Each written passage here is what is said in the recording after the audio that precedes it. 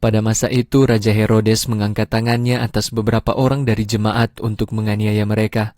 Ia membunuh Yakobus saudara Yohanes dengan pedang.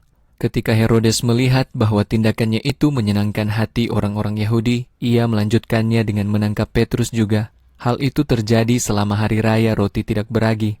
Setelah ia menangkap Petrus, ia memasukkannya ke dalam penjara dan menyerahkannya kepada 4 pasukan prajurit untuk mengawasinya, serta bermaksud setelah Paskah membawanya ke hadapan orang banyak.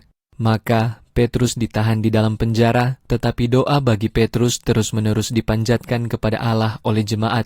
Pada suatu malam ketika Herodes akan membawa Petrus keluar, Petrus sedang tidur di antara 2 orang prajurit, diikat dengan 2 rantai, dan para penjaga di depan pintu sedang mengawasi penjara.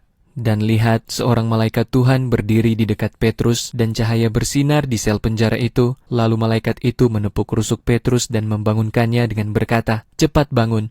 Dan rantai-rantai itu jatuh terlepas dari kedua tangannya. Lalu malaikat itu berkata kepadanya, "Ikatlah pinggangmu dan pakailah sandalmu." Dan ia melakukan demikian. Kemudian ia berkata kepadanya, "Kenakanlah jubahmu dan ikut aku." Lalu Petrus keluar dan mengikuti malaikat itu. Ia tidak tahu bahwa apa yang sedang terjadi melalui malaikat itu nyata, tetapi mengira bahwa ia sedang melihat suatu penglihatan. Ketika mereka telah melewati penjaga pertama dan kedua, mereka sampai di pintu gerbang besi yang menuju ke kota. Pintu gerbang itu terbuka dengan sendirinya bagi mereka, lalu mereka keluar dan berjalan sampai di sebuah lorong, dan tiba-tiba malaikat itu meninggalkan Petrus. Ketika Petrus sadar dengan apa yang terjadi atas dirinya, ia berkata, "Sekarang aku benar-benar tahu bahwa Tuhan mengutus malaikatnya dan menyelamatkan aku dari tangan Herodes dan dari semua hal yang diharapkan oleh orang-orang Yahudi." Setelah Petrus menyadarinya, ia pergi ke rumah Maria, ibu Yohanes yang juga disebut Markus, di mana banyak orang sedang berkumpul bersama dan berdoa. Ketika Petrus mengetuk pintu gerbang, seorang pelayan perempuan bernama Rode datang untuk membukakannya. Setelah ia mengenali suara Petrus, karena sangat bersukacita ia tidak membukakan pintu, tetapi berlari ke dalam dan memberitahukan bahwa Petrus sedang berdiri di depan pintu gerbang. Mereka berkata kepada Rode, "Kamu tidak waras."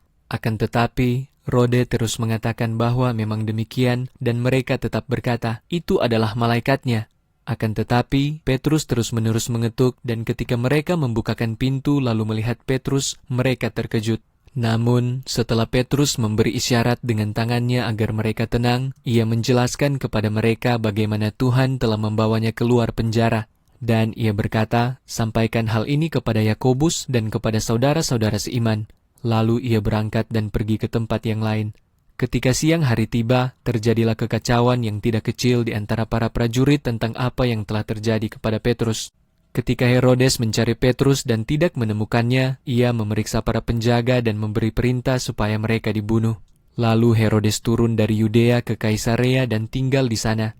Saat itu Herodes sangat marah terhadap orang-orang Tirus dan Sidon, lalu dengan sepakat mereka datang menghadap Herodes, dan setelah membujuk Blastus, pengurus rumah tangga raja, mereka memohon untuk perdamaian karena wilayah mereka mendapat pasokan makanan dari wilayah Herodes.